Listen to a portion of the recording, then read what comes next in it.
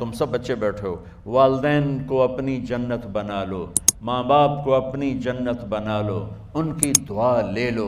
میرے نبی نے فرمایا کاش میری ماں زندہ ہوتی۔ ماں کا خاص طور پر منشن کیا، میری ماں کیوں کہ باپ کو تو دیکھا ہی نہیں اور ماں کو دیکھا ہے 6 سال۔ میری ماں زندہ ہوتی اور میں عشاء کی نماز کے مصلی پہ کھڑا ہوتا اور میرے گھر سے میری ماں کہتی محمد، تو میں ماں کے لیے نماز توڑ دیتا۔ میرا نبی کہہ رہا ہے۔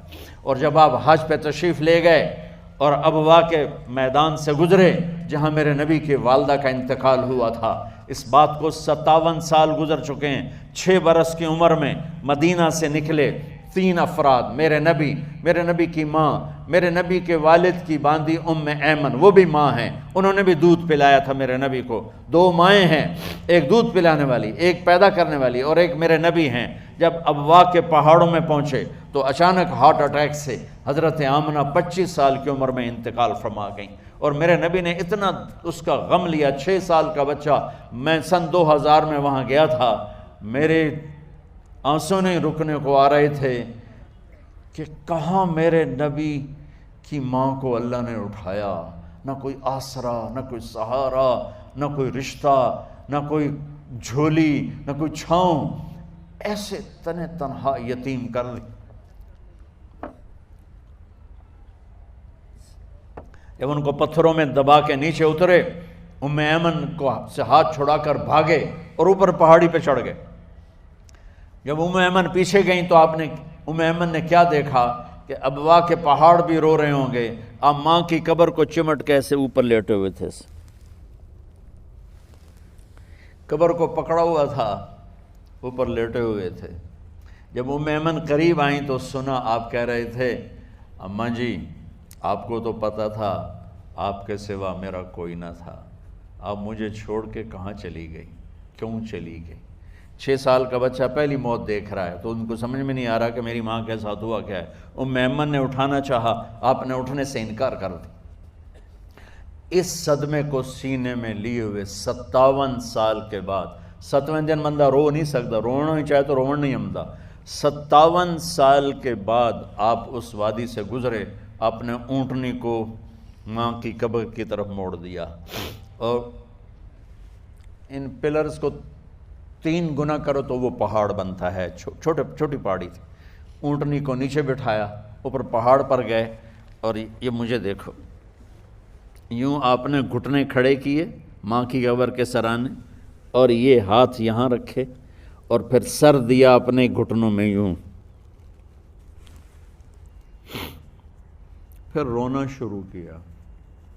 اتنا روئے، اپریل کا مہینہ تھا، دھوپ سر پہ پڑ رہی تھی، ہم تو ٹھنڈی دھوپ میں بیٹھے ہیں، شدید دھوپ میں بیٹھے تھے، اور اس کنڈیشن میں یہ بچوں کا سٹائل ہوتا ہے، جب لمبا رونا ہو تو وہ یوں بیٹھتے ہیں سر اندر دے کر۔ اتنا روئے کہ آپ کی داڑھی ساری آنسوں سے بھر گئی، سینہ تر ہو گیا، احرام تر ہو گیا، اور کئی گھنٹے بیٹھ کے روتے رہے۔ 2 جہان کے سردار ہو کر تمنا کر رہے ہیں کاش اماں تو زندہ ہوتی، تو مجھے کہتی محمد میں تیرے لیے نماز توڑ دیتا۔ اور میرے نبی نے، یہ بچیاں غور سے سنو، میرے نبی سے پوچھا گیا یا رسول اللہ قیامت کب آئے گی؟ آپ نے فرمایا یہ تو اللہ کو پتہ ہے۔ میں نے کہا یا رسول اللہ کوئی نشانی بتا دیں، تو آپ نے فرمایا جب بچیاں ماؤں کو ذلیل کریں گی تو قیامت آ جائے۔ جب بیٹیاں ماؤں کے ساتھ بدتمیزی کریں گی اور ماؤں کو ذلیل کریں گی تو قیامت آ جائے گی۔ ایک ماں بیٹی کو میں بھول نہیں سکتا، ماں کے موٹے موٹے آنسو گر رہے تھے، اور بیٹی ماں سے کہہ رہی تھی بھوک نہیں، ہماری اپنی پنجابی زبان، بھوک نہیں، اوئے ہوئے ہوئے ہوئے، یہ تو ہم نوکر کو کہتے ہوئے ڈرتے ہیں، وہ ماں سے کہہ رہی تھی بھوک نہیں، یعنی بکواس نہ کر، اور وہ آگے چپ، صرف آنسو اس کے گر رہے تھے ایسا۔ شاید وہ یاد کر رہی تھی کہ 9 مہینے کیسے اس کو میں نے پیٹ میں پالا، جنتے ہوئے کتنی تکلیفوں سے گزری، اور اس کو دودھ پلاتے ہوئے کتنی راتیں میں نے کاٹ کاٹ کے گزاریں، اور اس کے پیشاب دھوتے ہوئے کتنی دفعہ میں سردی میں ٹھٹھری، اور آج یہ مجھے کہہ رہی ہے بھوک نہیں۔ اس لیے میرے نبی نے فرمایا جس نے ماں باپ کو دکھ دیا، سنو غور سے بچوں سارے سنو، جس نے ماں باپ کو دکھ دیا اس پہ اللہ کی لعنت، اس پہ فرشتوں کی لعنت، اس پہ زمین آسمان کی لعنت، نہ ان کی نماز قبول ہے، نہ روزہ قبول ہے، نہ صدقہ قبول ہے۔ میرے نبی کی زندگی کا دوسرا روپ حقوق العباد، نماز حقوق اللہ میں آ جاتی ہے، میں حقوق العباد کی تھوڑی سی وضاحت کر رہا ہوں۔ ماں باپ زندہ ہیں تو دعا لے لو۔ والدین سے کہتا ہوں بچوں کو عزت دو، جہاں اولاد ماں باپ کے حقوق ہیں وہاں اولاد کے حقوق ہیں، اولاد کو عزت دو، اولاد کو عزت دو، اولاد کو عزت دو۔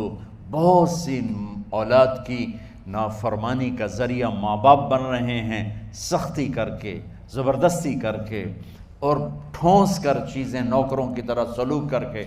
میرے نبی کے گھر میں جب بیٹی فاطمہ ملنے کے لیے آتی تھیں تو میرے نبی بیٹھے نہیں رہتے تھے، یا اب چیئر پہ بیٹھے ہوئے بی بی فاطمہ آ گئی، اب زمین پہ بیٹھے ہوئے ہیں بیٹی آ گئی، اب چارپائی پہ لیٹے ہوئے ہیں بیٹی آ گئی۔ میرے نبی کیا کرتے تھے؟ کھڑے ہو جاتے تھے، کھڑے ہو جاتے، ایک دم کھڑے ہو جاتے تھے، اور پھر کھڑے نہیں رہتے تھے، تیزی سے آگے بڑھتے تھے اور حضرت فاطمہ کا ہاتھ پکڑ لیتے تھے۔ یہ والدین غور سے سنو، حضرت فاطمہ کا ہاتھ پکڑ لیتے تھے اور ہاتھ پکڑ کے مجھے دیکھو یوں بوسہ لیتے تھے، بیٹی کا بوسہ لیتے تھے، پھر ہاتھ چھوڑتے نہیں تھے، ہاتھ پکڑے پکڑے لاتے لاتے لاتے ان کو چارپائی پر پہلے بٹھاتے تھے پھر خود بیٹھتے تھے۔ یہ باپ اور رسول ہو کر بیٹی کو یہ عزت دیتے تھے۔ پھر وہ جنت کی عورتوں کی سردار بنی، پھر وہ جنت کے سرداروں کی ماں بنی، پھر وہ اللہ کے شیر کی زوجہ بنی۔ تو والدین سے کہتا ہوں کہ اپنے بچوں کو عزت دو، عزت دو، عزت دو، عزت دو۔ پھر آپ سے زندگی کے بڑے فیصلے ہیں شادی۔ اب لوگ اکٹھے پڑھتے ہو لڑکے لڑکیاں، اپنی شادی کے فیصلے خود نہ کرو، اپنے ماں باپ کے حوالے کرو۔ اس میں شرافت بھی ہے، اس میں برکت بھی ہے، اس میں رحمت بھی ہے، اور اس میں والدین کی دعائیں بھی ہیں۔ کورٹ میرج کو ہوا نہ دو، boyfriend girlfriend culture ہمارا نہیں ہے۔ میرے نبی کے طریقے میں مرد اور عورت کا صرف نکاح سے تعلق ہے، اس کے علاوہ سب جہنم کی آگ ہے۔ اور والدین سے کہتا ہوں کہ اپنے بچوں سے پوچھ کے رشتے کرو، زبردستی مت کرو۔ میرا معاشرہ بہت سنگین قسم کے جرم کا شکار ہے، بچوں پہ مسلط کر دیتے ہیں، ایتھے ہی کرنی ہے، جٹاں چی کرنی ہے، بٹاں چی کرنی، پتہ نہیں آئے کتوں ہیں جٹ بٹ۔ چلو تم ناراض نہ ہو، راجپوتاں چی کرنی، میں راجپوت ہوں، میں اپنی قوم کو بھی رگڑ دیتا ہوں، راجپوتاں چی کرنی، اگاں کرنی ہی کوئی نہیں۔ یہ ظلم و ستم اولاد پہ مت کرو، اپنی بچی سے پوچھو، اگر بیٹی ہاں کرے تو پھر قدم اٹھاؤ، اگر بیٹی کہہ دے میں نہیں کرنا چاہتی تو وہ نافرمان نہیں ہے۔ اللہ کے واسطے میری سنو، صرف تم نہیں سن رہے، اس کیمرے سے لاکھوں کروڑوں لوگ سن رہے ہیں۔ اگر بیٹا یوں کہہ دے کہ ابا میں نے یہاں شادی نہیں کرنی، میرا جی نہیں چاہتا ہے، تو وہ بیٹا نافرمان نہیں ہے، فرما بردار ہے، اس نے شریعت کا حق استعمال کیا ہے۔ اب ایسا ظلم مت کرو کہ نہیں اتھے ہی کرنی ہے، اتھے گھروں نکل جا۔ زندگی تم نے تو نہیں گزارنی، زندگی تو بچے نے گزارنی، میں قربان جاؤں۔ ایک حدیث سنو پہلے، پھر اگلی بات سناتا ہوں۔ ما تزوجت وما زوجت الا بوحی من السماء نزل به جبریل۔ لوگو سنو، میں نے جہاں شادی کی، میں نے جہاں بیٹی کی شادی کی، پہلے آسمان سے جبریل فرشتہ اللہ کا حکم لے کر آیا، پھر میں نے قدم اٹھایا۔ سمجھ گئے میری یہ بات؟ سمجھ گئے سارے؟ اب اگلی سنو۔ حضرت علی فاطمہ کا رشتہ لینے آ گئے، اور جبریل ان سے پہلے آ گئے کہ یا رسول اللہ فاطمہ علی کے لیے ہے۔ باپ محمد مصطفیٰ جیسا ہے، رشتہ مانگنے والا علی جیسا ہے، اور بیٹی فاطمہ جیسی ہے۔ اور آپ پوچھتے ہیں علی کیسے آئے؟ وہ شرم کی وجہ سے کچھ کہہ نہ سکے، چپ۔ آپ کو تو پتہ تھا، آپ نے فرمایا فاطمہ کے رشتے کے لیے آئے ہو؟ کہا جی۔ تو جبریل تنال بیٹھا ہوا ہے کہ یا رسول اللہ اتھے ہی کرنا ہے۔ آپ نے ہاں نہیں کی، آپ نے کہا انشاءاللہ، اور یہ کہہ کر اٹھ گئے۔ انشاءاللہ نبی کا ہاں ہی ہوتا ہے، لیکن جبریل کے آنے کے باوجود اور اللہ کے کہنے کے باوجود میرے نبی کو بھی پتہ ہے کہ یہ رشتہ یہاں کاتب تقدیر نے لکھ دیا ہے، لیکن امت کو سبق سکھانے کے لیے آپ گھر تشریف لے گئے۔ بیٹی فاطمہ کہ جی یا رسول اللہ، کہا علی کا رشتہ آیا ہے، میں ہاں کر دوں؟ سبحان اللہ۔ میں اپنے دیہاتی بچیوں پہ مجھے رونا آ گیا کہ جنہیں پتہ ہی نہیں ہوتا سانو کہیں دے نال بندے پہ جانور ہے یا انسان ہے۔ علی جیسا داماد، چلو علی کو چھوڑو، فاطمہ کو چھوڑو، جبریل آیا بیٹھا ہے، جبریل آیا بیٹھا ہے۔ اس کے بعد فاطمہ سے پوچھنے کی کیا بات ہے؟ جبریل آ کر کہہ رہا یا رسول اللہ، اللہ کہہ رہا فاطمہ علی کے لیے ہے اور علی فاطمہ کے لیے ہے، اور پھر آپ کہتے ہیں بیٹی فاطمہ ہاں کر دو۔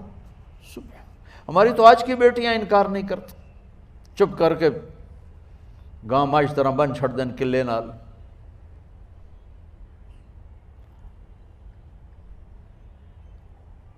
کوئی ان کے اندر کے جذبات کو سننے والا کوئی نہیں ہوتا، اپنی انانیت پر یہ فیصلے کرتے ہیں، اور میرا نبی کہہ رہا بیٹی ہاں کر دو۔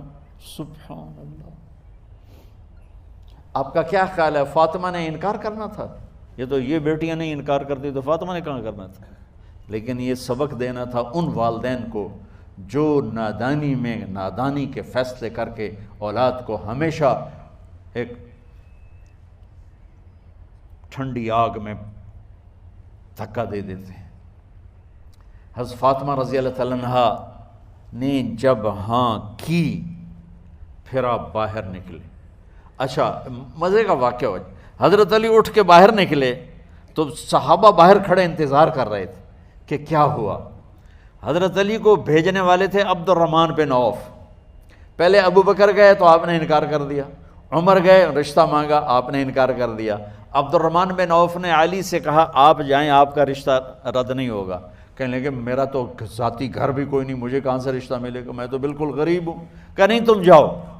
تو واپس آتے انہوں نے عبد الرحمن بن عوف پہ چڑھائی کر دی، ویکھیا ہے نا تو میں نو گلے آئی، انکار ہو گیا۔ تو صحابہ نے پوچھا کیا ہوا؟ کہا کچھ کہا ہی نہیں، چپ کر کے اٹھ گئے۔ تو عبد الرحمن بن عوف کہنے لگے کچھ بولے صحیح، کہ بس اتنا کہا انشاءاللہ کا تو مبارک ہو، نبی کا انشاءاللہ ہاں ہوتا ہے۔ کہا اچھا، تو اتنے میں آپ باہر تشریف لے۔ کہا علی، کہا جی، کہا لو بلاؤ، لوگوں کو بلاؤ۔ ساری مسجد بھر گئی، آپ کے ساری مسجد فل ہو گئی۔ آپ ممبر پہ کھڑے ہوئے علی کو سامنے بٹھایا، کہا لوگو یہ جبریل میرے پاس اللہ کا پیغام لائے ہیں کہ میں فاطمہ بنت محمد کا نکاح علی بن ابی طالب کے ساتھ کر دوں۔ پھر آپ نے خطبہ پڑھا اور کہا کہ علی، ہائے ہائے ہائے، میں نے فاطمہ بنت محمد کو 400 درہم مہر کے عوض تیرے نکاح میں دیا، تو نے قبول کیا؟ حضرت علی نے زور سے نعرہ لگایا میں نے قبول کیا، اور سجدے میں چلے گئے، اللہ کا شکر کا سجدہ ادا کیا۔ پھر میرے نبی نے وہیں سارے مجمع کو شہد کا شربت پلایا اور تازہ کھجوریں کھلائیں، اور پھر جب رخصتی ہوئی تو آپ نے حضرت علی سے فرمایا کہ آپ آ کے لے جاؤ۔ پھر آپ نے حضرت ام سلمہ، حضرت حفصہ اور جناب حضرت عائشہ رضی اللہ تعالیٰ عنہ، ان تینوں کو بلا کر فرمایا تمہیں پتہ ہے نا مجھے فاطمہ سے کتنا پیار ہے، تو تم فاطمہ کو دلہن بناؤ، اس کی تیاری کرواؤ، اسے دلہن بناؤ۔ تو ان تینوں نے حضرت فاطمہ کو دلہن بنایا۔ پھر آپ نے حضرت علی کو پیغام بھجوایا، وہ تشریف لائے، اپنی اونٹنی لے کر آئے، حضرت عقیل ساتھ آئے، سلمان فارسی ساتھ آئے، اور دروازے پر اونٹنی بٹھائی، آپ علی کو اندر لے گئے، اور یوں فاطمہ کا ہاتھ پکڑ کے علی کے ہاتھ میں دے کر فرمایا علی تمہیں نبی کی بیٹی مبارک۔ سبحان۔ پھر آپ نے کہا میری بیٹی فاطمہ، مجھے اپنے خاندان میں جو سب سے زیادہ محبوب تھا میں نے تیرا ہاتھ اس کے ہاتھ میں دے دیا ہے۔ والدین سے کہتا ہوں اپنے نبی کی زندگی پڑھو۔ میرا درد ہے کہ ہماری ثقافت میں اسلام داخل نہیں ہوا، ہمارے عبادت میں اسلام آ گیا، بہت سارا مجمع مرد عورتوں کا نمازی ہے، حاجی ہے، عمرے کرتے ہیں، لیکن ثقافت میں نبوت کی جھلک دکھائی دے، ثقافت میں اللہ کا نبی دکھائی دے، وہ نہیں ہے۔ زندگی بیت گئی اس انتظار میں، مدت سے لگ رہی تھی لب بام ٹک ٹکی، تھک تھک کے گر گئی نگہ انتظار آج، پتہ نہیں کب صبح ہوگی۔ چلو کہتے تو جائیں مجھے ہے اگرچہ بت ہیں جماعت کی آستینوں میں، مجھے ہے حکم اذان لا الہ الا اللہ۔ والدین کے ذمہ ہے اولاد کو عزت دینا، ان کے سب سے بڑی خواہش میں ان کا احترام کرنا کہ زندگی انہوں نے گزارنی ہے، اور آپ کے ذمہ ہے والدین کے آگے سر جھکا دینا۔ اللہ کے واسطے کورٹ میرجز اور خفیہ شادیاں یہ نہ ہماری ثقافت ہے نہ یہ انسانیت ہے، ہمیشہ دکھ دردوں میں زندگی گزرتی ہے کہ اصل زندگی تو موت کے بعد آنے والی ہے۔ تو والدین پڑھیں شریعت کو، اولاد بھی پڑھے اپنے نبی کی زندگی کو۔ ایک شخص حضرت عمر کے پاس آیا ایک بیٹے کو لے کر، کہا امیر المومنین یہ میرا بیٹا بڑا نافرمان ہے اور مجھے بہت تنگ کرتا ہے۔ حضرت عمر کے پاس لاٹھی ہوتی تو انہیں یوں اٹھائی، وہ کہنے لگا حضور معافی دیا جے، ایک میری گل سن لو۔ آپ نے فرمایا کیا؟ کہنے لگا ماں پیو دے بڑے حق ہیں، بالکل ٹھیک ہے، پر کوئی ساڈا حق بھی ہے ماں پیو تے؟ آپ نے کہا ہاں۔ آپ نے کہا ہاں۔ کہنے لگے ذرا وہ بتا دیں۔ کہا پہلا حق ہے اچھی ماں تلاش کرے، نیک عورت تلاش کرے۔ دوسرا حق یہ ہے نام اچھا رکھے۔ تیسرا حق یہ ہے اس کو قرآن کی تعلیم دے۔ کہا جی پھر سن لو حضرت جی، میرے پیو کو پوچھو اس حبشی عورت نال شادی کر کے مینوں حبشی ماں دیتی، انہوں کوئی عرب ماں ہی نہیں لتی، میرا پہلا حق اس مارے ہے۔ دوسرا سن لو، اس نے میرا نام جولان رکھا ہے، جولان گندگی کے کیڑے کو کہتے کہ اس نے میرا نام جولان رکھا ہے۔ اور تری سن لو، اس آج تے مینوں قرآن دی شکل نہیں وکھائی، حضرت عمر ہوئی سوٹا ہو دے سر تے پھیر دے کہ پہلے تیری مالش کراں پھر ایدی کر سکتا۔